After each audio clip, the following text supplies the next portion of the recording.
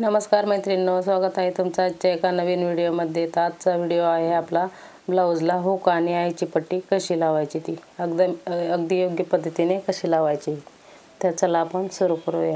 तर इथे बघा मी हा आहे 4 टक्स ब्लाऊज, हे त्याचे दोन्ही पण पार्ट आहेत, पुढचे फ्रंट पार्ट। तर सगळ्यात अगोदर आपल्याला इथं सगळ्यात पहिली ट्रिक म्हणजे दोन्ही पार्ट आपले सेम आहेत का नाही हे चेक करायचं आहे अगोदर। जर कमी जास्त असतील तर अगोदर आपल्याला दोन्ही पण पार्ट सेम करून घ्यायचे आहेत। आता हुक आणि आईसाठी मी 2 पट्ट्या घेतलेल्या आहेत, एक छोटी आणि एक जरा मोठी। जी मोठी पट्टी आहे ती आई बनवण्यासाठी, आपल्या लूपची पट्टी त्यासाठी लागते, आणि एक अस्तरची घेतलेली आहे आणि एक मेन कपडा आहे त्याची। तर चला आपण हुकची पट्टी अगोदर लावून घेऊया। इथे बघा हुकासाठी मी 2 इंचाची पट्टी घेतलेली आहे। इथं आपण उजव्या बाजूला हुकाची पट्टी लावतो, काही जणांची डाव्या बाजूला पण असते तर। आणि हुकाची पट्टी जोडताना जी सरळ बाजू असते त्या बाजूने आपल्याला जोडायला चालू करायचे आहे। आणि इथं पाव इंचाचं मार्जिन सोडून आपल्याला शिलाई मारून घ्यायची आहे। इथे बघा अशा प्रकारे शिलाई मारून झालेली आहे। आता याच्यावर आपल्याला दाब शिलाई द्यायची आहे। हे बघा अशा प्रकारे दाब शिलाई द्यायची, आणि जी शेवटला खाली कपडा आहे ना तो आतमध्ये फोल्ड करायचा। अशा प्रकारे फोल्ड केल्याने आपल्या ब्लाऊजला जी फिनिशिंग ना व्यवस्थित येते, जो कपडा बाहेर निघतो ना तो निघत नाही, त्यामुळं अगोदरच व्यवस्थित फोल्ड करायचं। आणि नंतर अशा प्रकारे फोल्ड करून आपण किनारीला एक शिलाई मारून घेणार आहोत। हे बघा अशा प्रकारे शिलाई मारून घ्यायची आहे। आणि नंतर साईडच्या बाजूला पण आपल्याला एक शिलाई मारून घ्यायची आहे, आणि इथं खालच्या साईडला व्यवस्थित लॉक करायचं आहे, म्हणजे निघत नाही आपली शिलाई नंतर पण। इथे बघा आपली हुकाची पट्टी लावून झालेली आहे, आणि जे छोटे छोटे धागे असतात ना ते पण वेळोवेळी कट करून घ्यायचे, म्हणजे आपल्या ब्लाऊजला फिनिशिंग छान येते।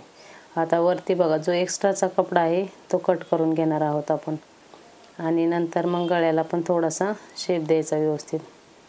ही बघा अशा प्रकारे आपली हुकाची पट्टी लावून झालेली आहे। आता आपण लुकाची पट्टी लावूया। आता लुकाची पट्टी जोडताना इथे बघा आपण उलट्या साईडने जोडणार आहोत। जी आपली अस्तरची बाजू आहे ना त्या साईडने जोडायला चालू करायची, आणि इथं पण पाव इंच एवढं मार्जिन सोडायचं आणि शिलाई मारून घ्यायची आहे। इथे बघा अशा प्रकारे शिलाई मारून घेऊन याला पण आपल्याला व्यवस्थित दाब शिलाई द्यायची आहे एक। हे बघा शिलाई, आणि जो खालचा एक्स्ट्राचा कपडा आहे इथे पण आता ह्या स्टेपला आपल्याला आतमध्ये फोल्ड करायचा।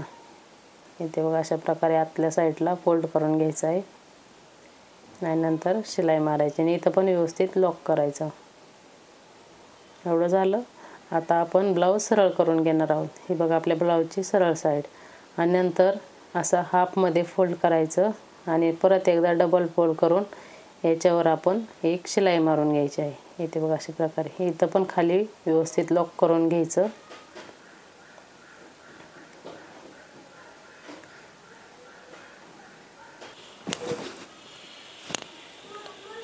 इथे बघा आपली पट्टी लावून झालेली आहे। आता खालच्या बाजूला आपण एक शिलाई मारून घ्यायची आहे, आणि तुम्हाला जर हवी असेल तर साईडला पण एक शिलाई मारून घेऊ शकता, इथे मध्ये पण किंवा साईडला। मी इथं किनारीला अजून एक शिलाई मारून घेत आहे, म्हणजे जी आपली पट्टी आहे ना ती व्यवस्थित बसते। आणि जो एक्स्ट्राचा कपडा आहे तो कट करून टाकायचा आहे।